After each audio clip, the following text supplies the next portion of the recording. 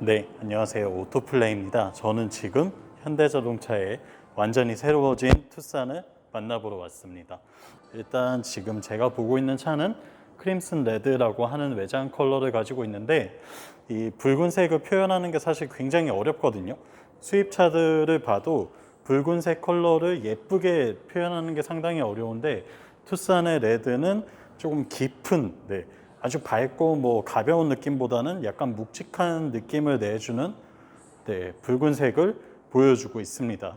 그리고 또 밝기에 따라서 달라 보이는 지금 모습이 보이죠? 펄이 많이 들어가 있는데 굉장히 반짝반짝하는 그런 붉은색 컬러를 잘 표현한 것 같고요.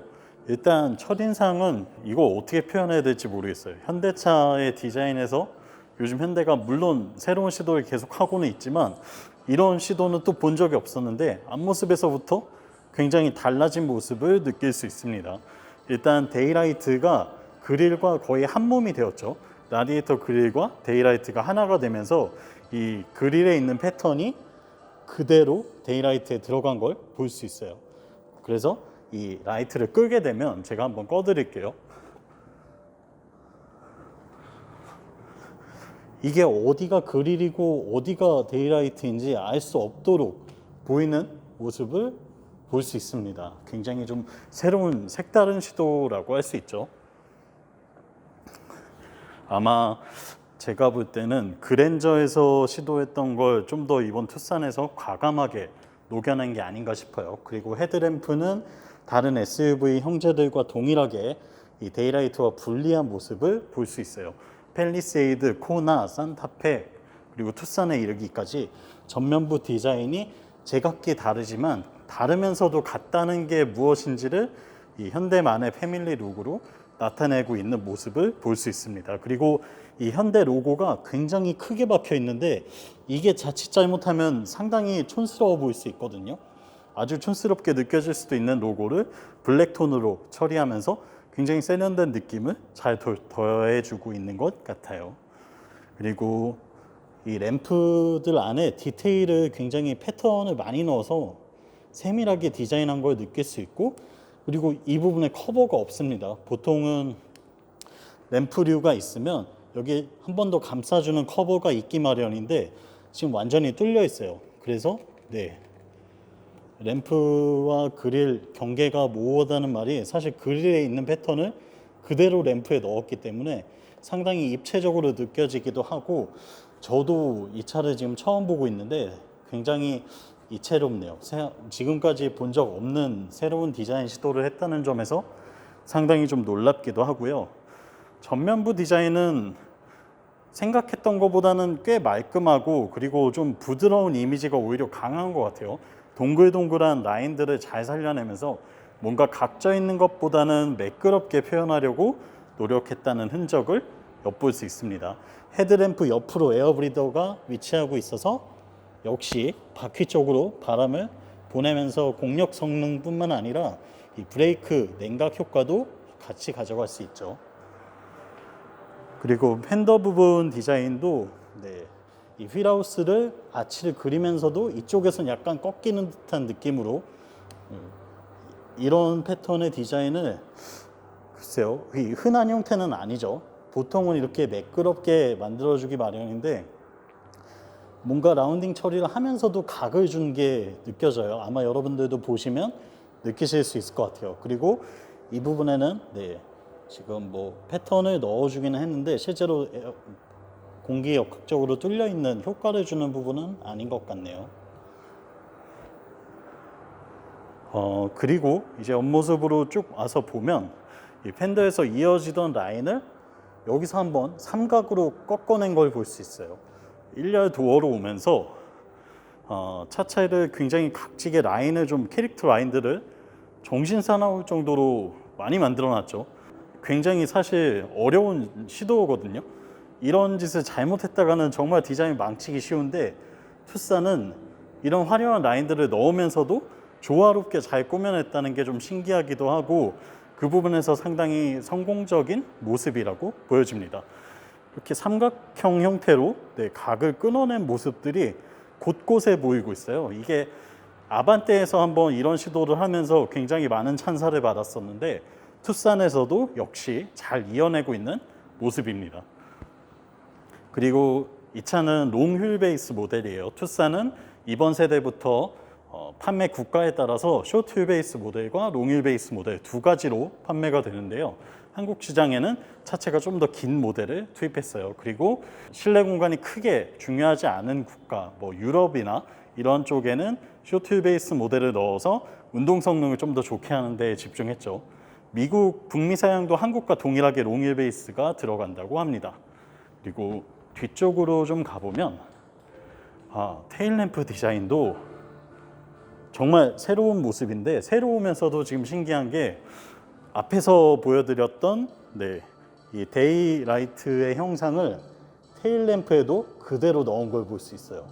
이런 게 디자인적으로 어떤 컨셉을 쭉 이어가고 있다는, 그러니까 디자인 철학이 확실히 잡혀 있다는 걸 알 수 있게 하는 거죠. 현대가 이야기하는 디자인 철학이 무엇인지 드디어 좀 정립이 되어가고 있는 느낌입니다. 데이라이트에서 보았던 이런 각진 패턴들을 많이 넣으면서도 LED 테일 램프를 좌우로 길게 쭉 이어놨고, 그리고 여기도 커버가 없이 굉장히 입체적으로 커버 없이 굴곡진 램프 디자인을 넣어놓은 걸 볼 수 있어요. 사실 이런 시도가 흔히 볼 수 있는 시도는 아니죠. 그래서 굉장히 세련된 느낌을 주고 신선하기도 하고 하이테크라는 느낌을 주기에 충분한 것 같습니다. LED를 만지는 기술이 올라갈수록 이런 램프 디자인에서 자유도가 높아지는 거죠. 공학적으로 완성도가 높아지는 차일수록 디자인도 더 예뻐질 수밖에 없는 이유가 됩니다. 지금 제가 그냥 보고 느껴지는 걸 그대로 말씀드리고 있는 중인데 저도 보면서 좀 신기한 것 같아요. 이 테일 램프를 얇게 만들고 길게 만드는 건 사실 LED에서나 가능한 부분이거든요. 그리고 이 램프가 균일하게 빛을 내줘야 하는데 이 부분도 상당히 퀄리티를 잘 뽑아내고 있다는 생각이 듭니다. 지금 뒤쪽에도 사실 헤드램프를 데이라이트와 나눠 놓은 것처럼 이 아래쪽에 방향 지시등을 배치를 한 것 같아요. 그래서 실제로 이 테일 램프가 발광을 하는 미등 부분이랑 방향 지시등 그리고 제동등 부분이 아래로 와 있는 것 같은데 이 부분도 뭐 최근 현대가 추구하는 트렌드에 걸맞는 그런 일맥상통하는 모습을 보여주고 있죠. 전반적으로는 센시어스 스포티니스라고 하는 그들의 디자인 철학이 어떤 건지 이제 조금 알 수 있을 것 같아요. 지금 지속적으로 나타나는 이 디자인 패턴들도 상당히 재밌게 느껴집니다. 범퍼 하단부에도 쭉 이어지는 재미난 패턴들이 있어요. 그리고 뒤쪽에 보시면 현대 로고가 또 큼지막하게 들어가 있는데 이건 더 신기하게 윈도우 안에 들어가 있습니다. 손으로 만져보면 튀어나온 게 아니라 굉장히 매끄럽게 유리 안에 녹아 있는 것처럼 느껴지게 현대 로고를 넣어놓은 모습을 볼 수 있는데 사실 현대차의 어떤 모델도 이런 시도를 하지는 않았죠. 근데 실질적으로 이렇게 디자인을 보고 있으면 로고를 이 위치에 이렇게밖에 넣을 수 없었다는 생각이 들기는 해요. 지금 트렁크 리드를 굉장히 램프 때문에 끝부분을 얇게 만들다 보니까 여기 로고가 어떻게 들어가도 어색하게 보일 수밖에 없거든요. 그래서 로고를 위로 올려서 윈도우 쪽으로 배치하면서 형태도 아예 바꾼 것 같아요. 보통 이런 디자인은 프론트 그릴 쪽에 많이 박혀 있죠. 이 로고를 매끄럽게 하면서 이 부분을 이제 레이더로 쓰는 경우에 이렇게 처리를 많이 하는데 투싼은 리어 쪽 로고를 저렇게 재미나게 배치를 한 모습도 좀 새로운 모습이라고 할 수 있겠네요. 그리고 루프렉 부분과 샤크핀 안테나도 블랙 톤으로 처리를 했어요. 보통은 바디 컬러나 뭐 실버로 하는 경우가 많은데 좀 상당히 세련되고 스포티한 느낌을 주려고 얼마나 노력했는지 또 알 수 있는 부분들이기도 합니다. 그리고 이런 가니쉬들도 은은하게 광을 내는 실버로 처리를 했고 전반적으로 봤을 때는 뭔가 좀 저렴하게 느껴지는 소재는 거의 없는 것 같아요. 이 차가 대중적인 브랜드의 준중형급 SUV인데도 불구하고 좀 값싸 보이는 소재는 전혀 찾아볼 수가 없는 게 신기한 포인트인 것 같습니다. 도대체 어디서 돈을 아꼈을지 모르겠을 정도로 많은 노력을 한 게 실제로 이렇게 보여지고 있어요. 그리고 휠 디자인도 보시면 기존의 현대가 요즘 휠 디자인에도 상당히 신경을 많이 쓰고 있는데 투싼에서도 예쁜 휠이 적용이 됐네요. 아주 입체적인 패턴으로 다양한 소재들을 넣어서 컬러 배합을 했고 사이즈는 19인치 사양이 들어갔습니다. 이 지금 보고 있는 차량은 인스퍼레이션 등급의 풀옵션 모델이기 때문에 19인치 휠이 들어가고 있는데 뭐 사양에 따라서 하이브리드 모델에는 17인치가 들어가기도 하고 또 18인치 휠이 들어가는 경우도 있으니까 한번 찾아보시면 될 것 같아요. 사이즈는 235, 55R, 19 사이즈인데 휠 사이즈가 어떻든 간에 폭은 다 동일하게 235 사이즈가 들어가고 있더라고요. 그 부분이 좀 특이한 점이었어요. 보통은 이제 고급 높은 모델로 갈수록 타이어 폭도 넓어지는 현상이 있었는데 이번 투싼은 어떤 등급이든 동일하게 235 사이즈를 사용함으로써 운동 성능에는 크게 영향이 없도록 세팅을 한 게 아닐까라는 생각이 좀 들었습니다. 사실 예상했던 것보다 이 차의 외관에서 디자인 빈틈을 찾아내는 게 좀 어려운 것 같아서 저도 당혹스럽기는 한데요. 그래도 뭔가 좀 아쉬운 점을 한번 꼽아 본다고 하면 제 생각에는 이 헤드램프 부분일 것 같아요. 지금 MFR 타입의 헤드램프, LED 헤드램프를 적용하고 있죠. 그런데 이제 현대의 다른 차나 또는 뭐 다른 모델들, 다른 브랜드의 차들에서 보면 이 헤드램프가 프로젝션 타입으로 적용되는 경우들이 더러 있습니다. 물론 MFR 타입이 나쁜 방식도 아니고 다른 브랜드에서도 많이 쓰고는 있지만 약간 비용적인 부분을 생각했을 때 풀옵션 모델이라면 저 부분에 프로젝션 타입의 LED 램프를 넣어줘서 좀 더 눈망울을 예쁘게 보여줄 수 있지 않았을까 하는 억지스러운 좀 아쉬움을 찾아보게 되고요. 그리고 이 사이드 미러를 감싸는 부분에 있는 플라스틱 소재가 이게 시간이 지날수록 약간 좀 색이 변하는 현상이 생기지 않을까라는 우려가 좀 되기는 해요. 지금 뭐 억지로 좀 단점이라고 할 만한 부분을 찾아보고 있습니다. 그리고 앞 범퍼에서부터 뒷 범퍼까지 이어지는 이 사이드 라인에 따라서 쭉 이어지는 이 플라스틱 소재 어디서 많이 보셨죠? 아마 이 부분을 바디 컬러로 바꾸면서 캘리그라피 트림이 또 출시되지 않을까라는 생각도 들기는 해요. 산타페와 팰리세이드에서도 이미 같은 코스를 밟는 걸 여러분들도 보셨으니까요. 그래서 투싼의 약간 이런 강인한 이미지가 더 좋다 하는 분들은 지금 모델도 상관없지만 좀 더 도시명으로 예쁘게 꾸며졌으면 좋겠다 하는 분들은 조금 더 기다려 보시는 것도 뭐 괜찮지 않을까라는 생각이 들기는 합니다. 이외에는 사실 외관에서 글쎄요 그다지 흠잡을 수 있는 부분이 있을까 모르겠어요. 진짜 없습니다. 완성도가 정말 높게 나왔고 이게 현대에서 나온 차가 맞는지 좀 의심하고 싶을 정도로 깔끔하게 디자인해낸 모습을 볼 수 있어요. 상당히 잘했네요. 그리고 차가 길어졌기 때문에 전반적으로 비율이 상당히 예뻐요. 예전 투싼은 어딘가 좀 뭉툭한 느낌이 있었죠.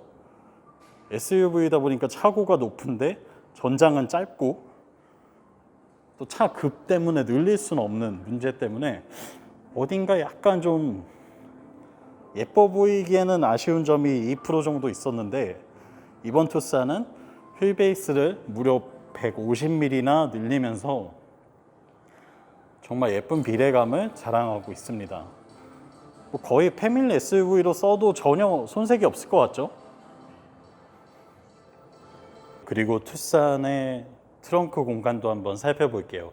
이 차를 구매하시려는 분들이 대부분 결혼을 한 지 얼마 되지 않았거나 아니면 싱글인데 이제 앞으로 결혼을 계획하고 있거나 하는 분들일 거예요. 그러니까 이 차를 뭐 5년, 10년 정도 탄다라고 생각하면 아이를 낳고 가족과 함께 탈 때까지 모두 다 고려를 해야겠죠. 또 그러다 보니까 요즘 SUV들을 많이 찾고 계신데요. 과연 트렁크 공간이 얼마나 넓은지 한번 살펴보겠습니다. 네, 지금 안에 이제 캠핑 장비들을 이렇게 세팅을 해놓고 예쁘게 있는 모습을 볼 수 있는데 지금 그냥 눈으로 보기에도 전보다 넓어진 걸 확연하게 느낄 수 있어요. 실제로 수치로 봐도 X축, Y축, Z축이 모두 다 전보다 넓어졌다고 합니다. 이 가로 폭도 넓어졌고요. 세로로 들어가는 깊이도 더 길어지고 높이도 더 높아졌어요. 그러니까 어떤 짐을 싣던 간에 좀 더 편하게 그냥 던져 놓아도 아무렇게나 던져도 들어갈 수 있을 만큼 넓은 공간을 제공하고 있는 모습을 볼 수 있죠. 실제로 뭐 가족이 생긴다면 그리고 아이를 낳는다면 이 부분에 이제 유모차를 가장 많이 싣게 되겠죠. 아마 뭐 디럭스 유모차를 그냥 넣어도 네, 전혀 무리 없이 슉 들어갈 것 같아요. 시트를 뭐 굳이 접거나 하는 등의 네, 일이 필요하지는 않을 것 같아요. 지금 등받이를 완전히 다 눕혀놔서 이 등받이 각도가 약간 누워 있기는 한데 이 부분만 약간 세운다면 글쎄요, 뭐 유모차뿐만 아니라 뭐 어떤 짐이든 전혀 부담 없이 들어갈 수 있게 설계가 된 모습을 볼 수 있습니다. 특히나 전작에 비해서 리터 단위로 따질 때 굉장히 많은 용량이 늘어난 것을 알 수 있어요. 거의 이전 모델보다 100리터 이상 넓어진 트렁크를 자랑하고 있습니다. 이 물로 100리터라고 하면 상당히 가늠도 하기 힘든 정도의 양이긴 하죠. 그만큼이 늘어났다고 합니다. 그리고 하단의 커버를 열어 젖혀 보면 이렇게 좀 작은 수납함이 또 보이고 있어요. 요즘 차들은 스페어 타이어가 들어갈 필요가 없기 때문에 이렇게 수납 공간을 만들어주고 있는 모습을 볼 수 있는데요. 굉장히 유용한 것 같아요. 사실 쓸데없이 스페어 타이어 무겁기만 하고 부피만 큰 거를 들고 다니는 것보다 요즘은 뭐 보험 출동도 금방금방 전국 어디서나 바로바로 오고 그리고 타이어 수리킷도 들어있을 테니까 거의 뭐 타이어를 직접 교체할 일이 없거든요. 그런 점에서 이런 부분을 잘 활용할 수 있으니까 이 부분도 상당히 마음에 드는 것 같습니다. 네, 그리고 요즘 또 차박 많이 하시죠. 그래서 실제로 여기서 차박이 가능한지도 굉장히 궁금하실 것 같아요. 저도 아주 궁금한데요. 과연 네, 진짜 차박할 수 있는지 보겠습니다.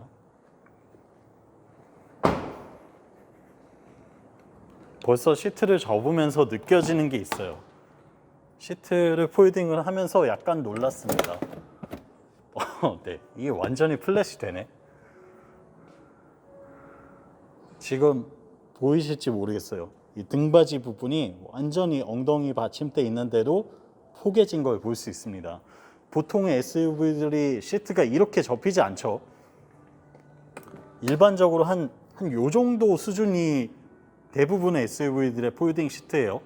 아무래도 이 쿠션의 간섭을 막을 수가 없기 때문에 요 정도에서 폴딩이 돼가지고 실제로 여기 누워있기에는 약간 좀 굴곡진 경사진 모습 때문에 굉장히 불편하죠. 뭔가 낭만적인 차박을 즐기고 싶은데 몸은 고생하는 경우가 생기는데 지금 투싼은 완전히 시트를 접을 수 있게 설계를 해놨어요. 요즘 트렌드에 맞췄다는 걸 누구라도 알 수 있죠. 문을 닫고서 트렁크로 다시 가보면 굉장히 넓은 공간이 펼쳐지는 걸 볼 수 있습니다. 진짜 이 정도면 그냥 잘 수 있겠네요. 성인 2명 정도는 뭐 충분히 차박을 즐길 수 있을 만큼의 공간이 나와주고 있어요. 여기에 좀 폭신폭신한 매트나 뭐 매트리스 같은 거 요즘 많이 나오죠. 그런 것들 하나 깔아주기만 하면 정말로 네, 꽤나 재밌는 캠핑 또는 차박을 즐길 수 있겠다는 생각이 들고요. 공간이 상당히 넓네, 진짜. 좀 놀랍습니다. 이 정도로 공간을 뽑아낼 줄은 몰랐어요. 역시 뭐 공간의 현대라고는 하지만 굉장히 쾌적하고 넓은 공간을 볼 수 있고요. 그리고 파노라마 루프도 아주 시원시원하게 쭉 뻗어 있는 모습을 볼 수 있어서 뭐 누워서 하늘을 바라보는 게 정말 즐거울 것 같다는 생각이 들기는 합니다. 지금 제가 실내에 있어서 뭐 실제로 그런 모습을 연출할 수는 없겠지만 상당히 매력적인 공간 구성을 보여주고 있네요.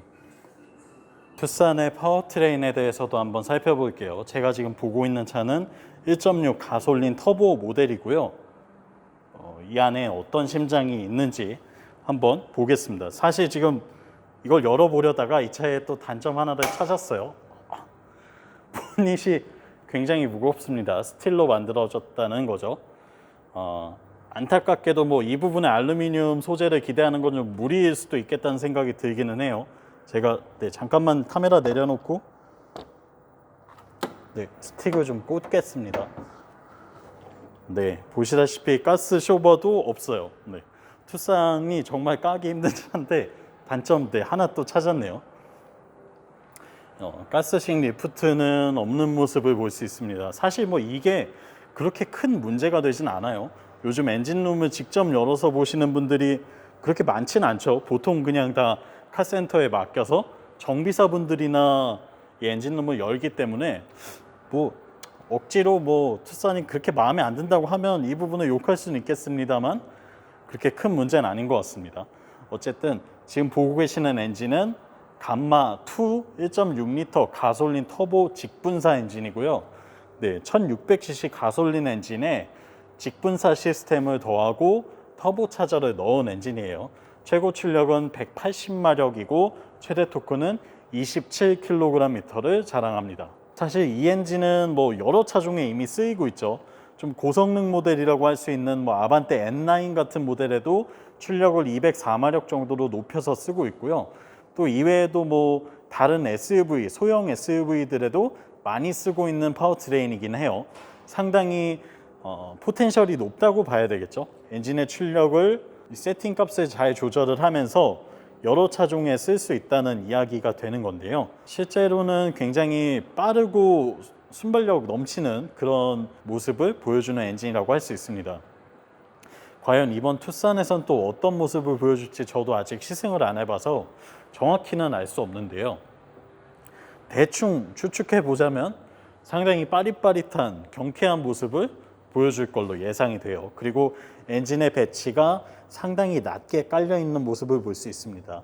이 보닛 라인으로부터 엔진이 한참 더 아래에 있는 걸 볼 수 있죠. 이 저중심 설계를 통해서 운동 성능을 높이려고 했다는 걸 알 수 있는 대목이기도 합니다.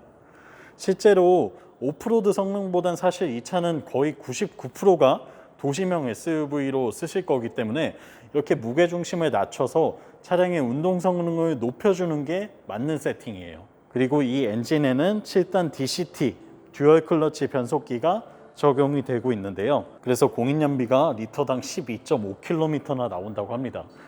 가솔린 SUV인데 연비가 12.5가 나온다는 건 사실 예전에는 디젤 엔진에서나 가능한 일이었죠. 그런데 이제는 가솔린 엔진에서도 소음과 이 정숙성, 진동에 대한 부분을 모두 다 해결하면서 꽤 뛰어난 연비를 함께 누릴 수 있게 되었습니다. 이런 부분은 상당히 반가운 점인 것 같아요. 7단 DCT가 들어갔다는 점에서 볼 때 꽤나 스포티한 움직임을 또 보여주겠죠. 사실 듀얼 클러치 변속기는 장단점이 굉장히 극명한 녀석이에요. 반응이 빠르고 효율이 좋다는 장점이 있지만 그만큼 주행에서 뭔가 울컥거림이나 약간의 이질감, 뭐 자동 변속기만 타셨던 분이라면 조금 어색함을 느끼실 수도 있기는 한데 만약에 이제 7단 DCT가 맞지 않는 분이라고 한다면 뭐 하이브리드 모델에 있는 하이브리드 파워트레인을 선택하실 수도 있을 것 같고 아니면 또 디젤 엔진도 준비가 되어 있으니까 다양하게 입맛대로 원하는 파워트레인을 선택하시면 될 것 같습니다. 일단은 아마 이 녀석이 가장 잘 팔릴 거긴 해요. 요즘의 트렌드에 맞게 가솔린 엔진에 넣은 요 사양이 가장 많은 판매고를 올릴 것으로 예상이 됩니다. 전륜구동 엔진이다 보니까 구동축보다는 엔진이 약간 앞으로 배치된 걸 볼 수 있어요. 하지만 그럼에도 불구하고 엔진의 높이를 낮추고 최대한 안쪽으로 밀어 넣으면서 운동 성능을 많이 좀 높이고자 했다는 걸 느낄 수 있죠. 그래서 엔진의 끝부분에서 이 그릴까지의 거리도 사실 한참 남아요. 이게 전륜구동이라서 오버행이 좀 어쩔 수 없이 긴 게 아니라 그냥 차를 예쁘게 만들기 위해서 이 부분을 늘린 거예요. 사실 뭐 더 당기려면 당길 수도 있었겠다는 생각이 들고, 뭐 디젤 엔진을 위한 자리라고 봐도 되겠죠. 드디어 투싼의 실내를 한번 들어가 보겠습니다. 참 오래도 걸린 것 같은데요. 일단 도어를 여는 순간 이 도어 트림의 구성이 상당히 세련된 느낌을 주고 있는 걸 볼 수 있어요. 소재를 상당히 다양하게 쓰고 있는 게 느껴지죠. 이 하이그로시부터 또 메탈 재질의 느낌을 내는 소재와 또 직물도 쓰여 있고요. 가죽 마감을 하기도 했고, 굉장히 다양한 소재를 쓰고 있습니다. 그리고 버튼을 이 하이그로시 안에다가 상당히 예쁘게 넣어놨어요. 이런 부분이 사실 굉장히 별거 아닌 거지만 디자인을 어떻게 했냐에 따라서 차량의 가치를 높여주는 포인트가 되기도 하죠. 이분 상당히 잘했네요. 디자인 예쁘게 나왔습니다. 그리고 버튼류들은 뭐 그렇게 고급스러운 소재를 쓰지는 못했어요. 어쩔 수 없죠. 투싼이란 차 급을 생각했을 때 어쩔 수 없는 선택이긴 하지만, 또 한 가지 반가운 점은 이 윈도우 버튼들이 모두 다 풀 오토예요. 지금 뭐 업다운이 모두 다 4개의 창문 모두 다 원터치로 작동하는 모습을 볼 수 있습니다. 예전에는 이런 부분 국산차에서 기대하기 어려웠는데 이제는 정말 글로벌 경쟁력을 갖췄다고 말해도 손색이 없을 것 같아요. 그리고 스피커는 보스 사운드 시스템이 적용됐죠. 이것도 물론 옵션이긴 합니다. 시트의 디자인은 크게 뭐 다른 점은 없지만 요 헤드레스트 아랫부분을 메탈로 마감하면서 좀 디자인적으로도 포인트를 주려고 노력했다는 걸 느낄 수 있어요. 그리고 스티어링에도 상당히 입체적인 디자인으로 예쁘게, 그리고 그립감이 좋아 보이게 하는 모습을 가지고 있죠. 이 센터 부분이랑 이 림 부분이 좀 차이가 나요. 지금 약간 안쪽으로 들어가 있는 느낌이 나는데, 뭔가 내가 좀 더 이 레이싱카에 타 있는 듯한 느낌이 들도록 스티어링을 상당히 예쁘게 만들었다는 걸 느낄 수 있고요. 또 이런 멀티펑션 레버 같은 경우에도 디테일에 신경을 많이 썼습니다. 예전에는 이런 거 전혀 기대할 수 없었어요. 예전 현대차량은 정말 많은 부분에서 달라졌다는 걸 단번에 느낄 수 있습니다. 그리고 계기판도 풀컬러 디스플레이가 들어가 있는 모습을 볼 수 있어요. 정말 놀라운 변화네요. 이런 계기판이 달린 국산차를 타는 날이 왔습니다. 놀라운 변화가 느껴지고 있고, 지금 뭐 무드램프도 블루톤으로 은은하게 들어오고 있고요. 차량의 실내 공간에 딱 타서 느끼는 건 굉장히 나를 위해서 차가 전체적으로 내 몸을 감싸주고 있다는 느낌이 들어요. 랩 어라운드 형태를 취하면서도 또 그 안에 하이테크 기술들을 넣고 상당히 세련된 느낌으로 표현하려고 했다는 걸 잘 느낄 수 있게 만들어 놓은 것 같습니다. 특히나 이 에어벤트 부분이 저쪽 끝에만 있는 게 아니라 지금 이 가운데 부분도 모두 다 통풍이 가능한 에어벤트로 작용을 하는 것 같아요. 이렇게 들어간 이유가 바로 이 디퓨즈 기능 때문이죠. 이게 어떤 기능이냐면, 여러분들 무풍 에어컨 아시죠? 요즘은 바람이 나오는 듯 안 나오는 듯 은은하게 이렇게 냉각을 시켜주는 게 트렌드잖아요. 이 투싼에 그런 무풍 에어컨 같은 기능이 들어갔습니다. 바람이 직접적으로 내 피부에 닿는 게 싫은 분들이 분명히 계실 거예요. 그런데 또 덥거나 추울 때 어쩔 수 없이 공조장치를 써야 되죠.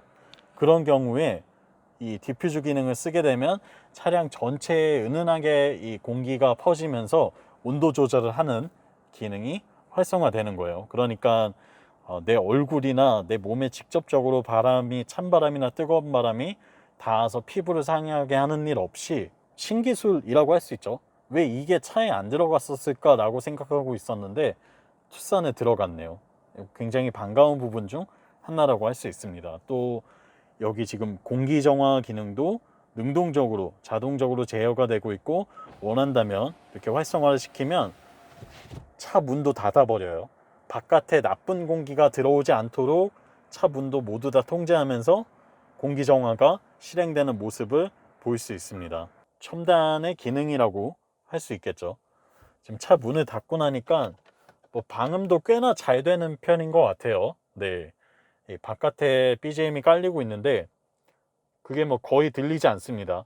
사실 준중형급 SUV 치고는 방음 수준도 상당히 괜찮은 것 같고요. 시트 포지션이 상당히 잘 나온 것 같아요. 예전에 현대차들 제가 공통적으로 좀 아쉬움을 느끼는 게 운전 자세였어요. 시트의 위치가 약간 좀 어색하게 있는 모습을 볼 수 있었는데 굉장히 뭐 높게 앉아 있는 듯한 껑충한 느낌이 드는 게 좀 큰 아쉬움이었거든요.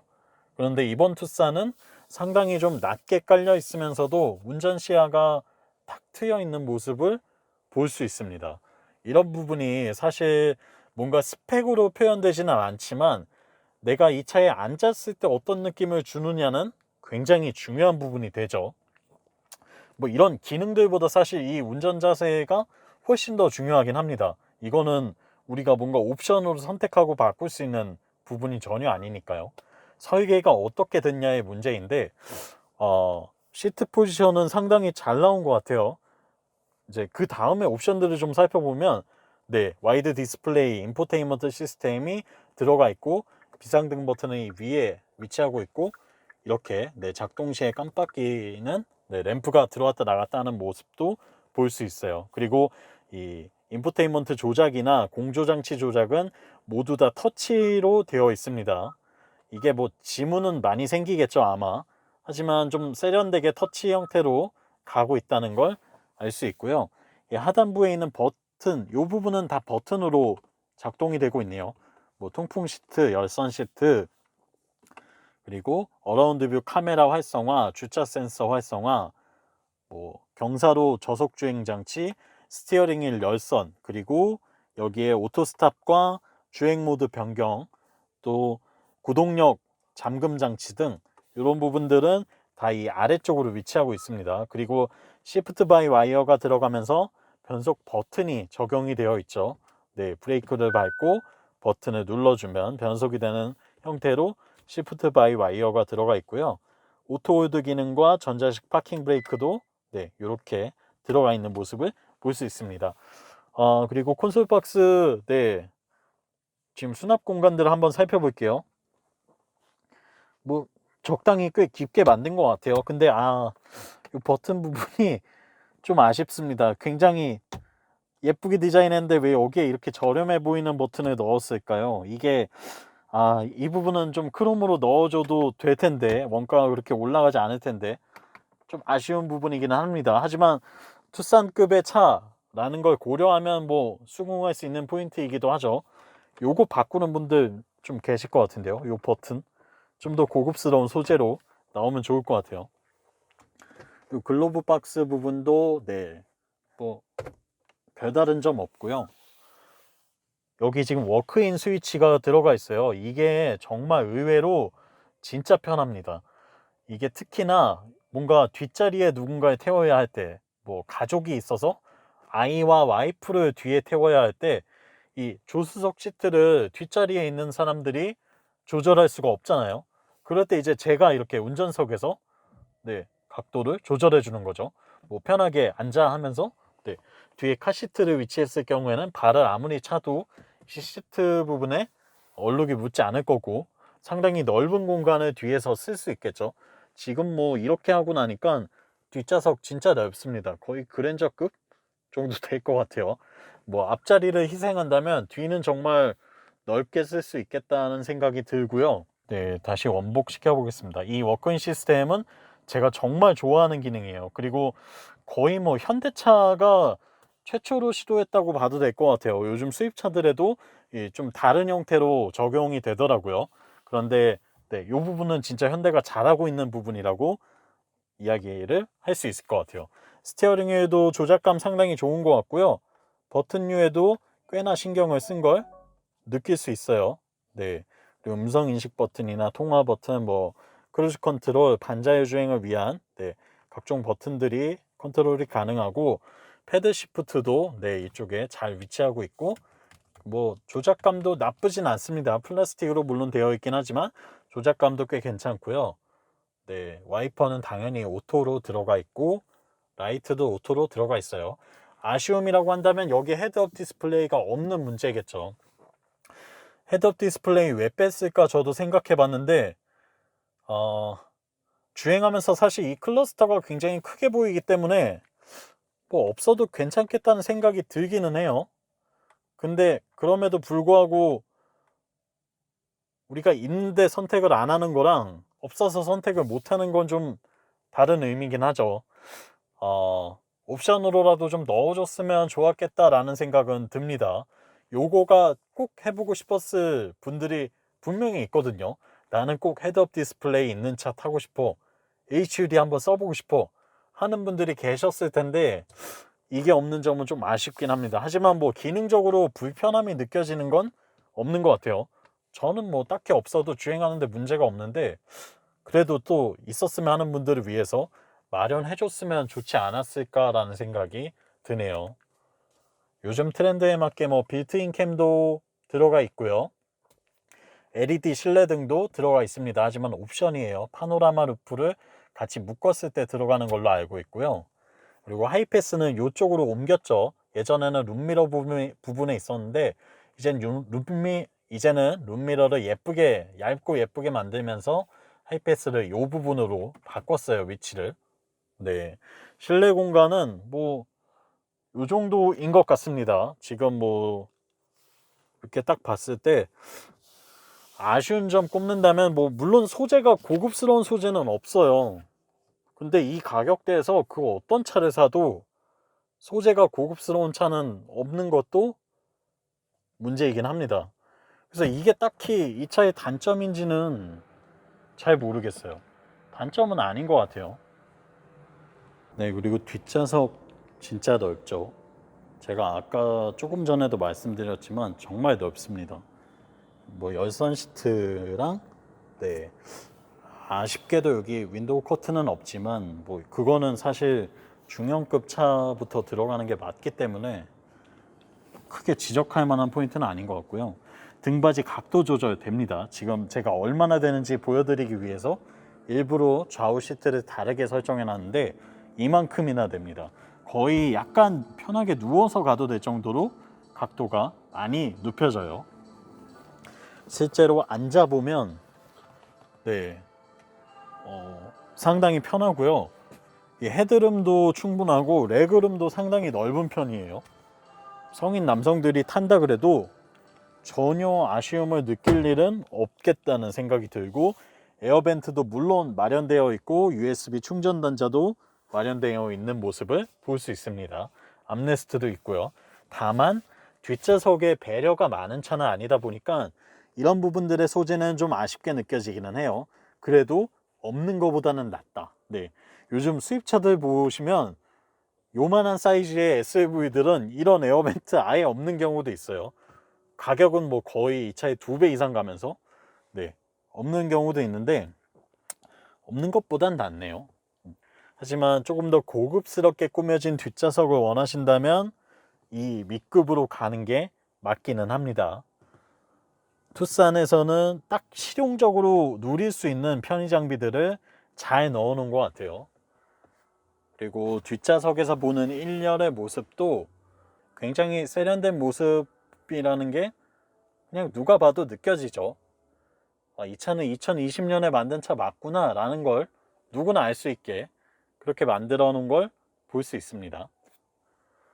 네, 완전히 새로워진 현대 투싼을 만나봤습니다. 실제로 보니까 굉장히 예쁘게 잘 디자인되었고 그리고 소비자가 어떤 걸 요즘 원하고 있는지 정확하게 짚어냈다는 느낌이 들어요. 그럼 이제 이 차를 사려고 할 때 어떤 구성으로 사는 게 좋을까라고 생각해 봤습니다.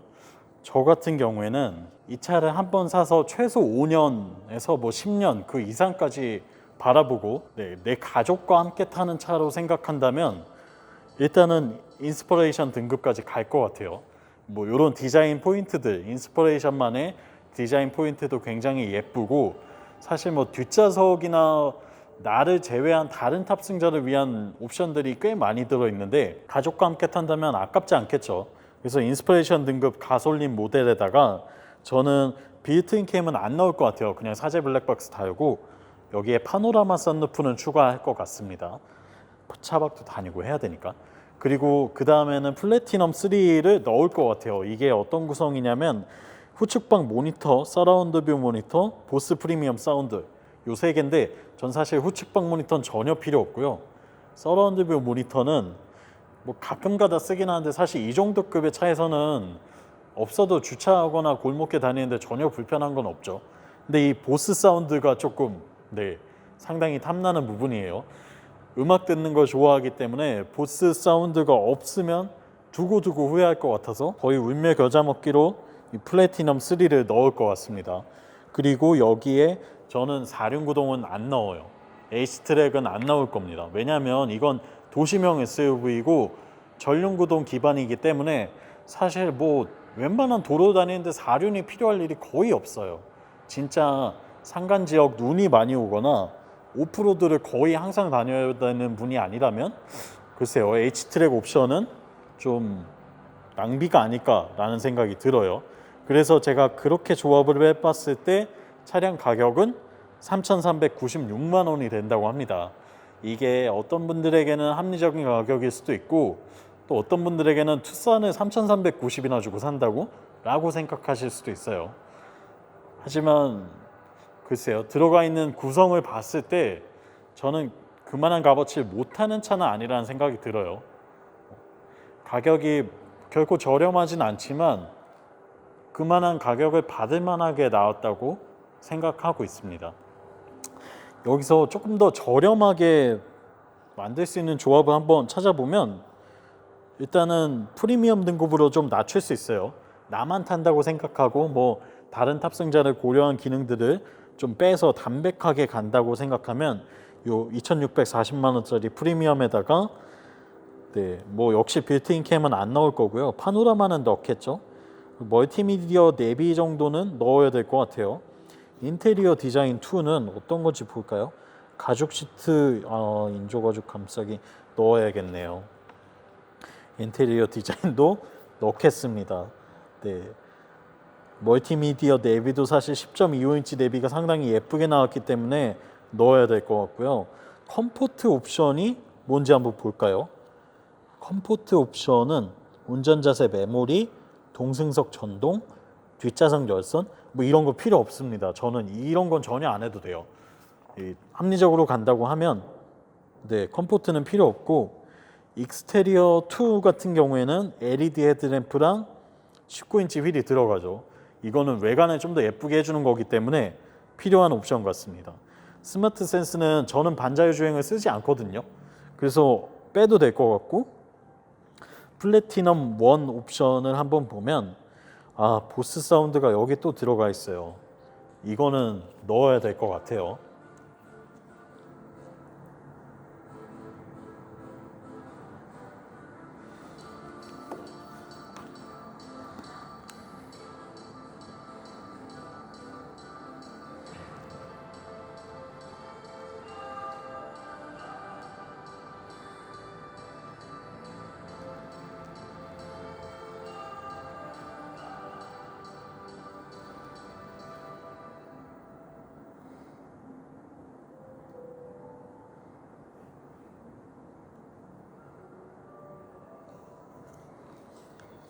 재밌는 결과가 나왔습니다. 제가 원하는 옵션들을 넣었더니 3,240만 원이 됐네요.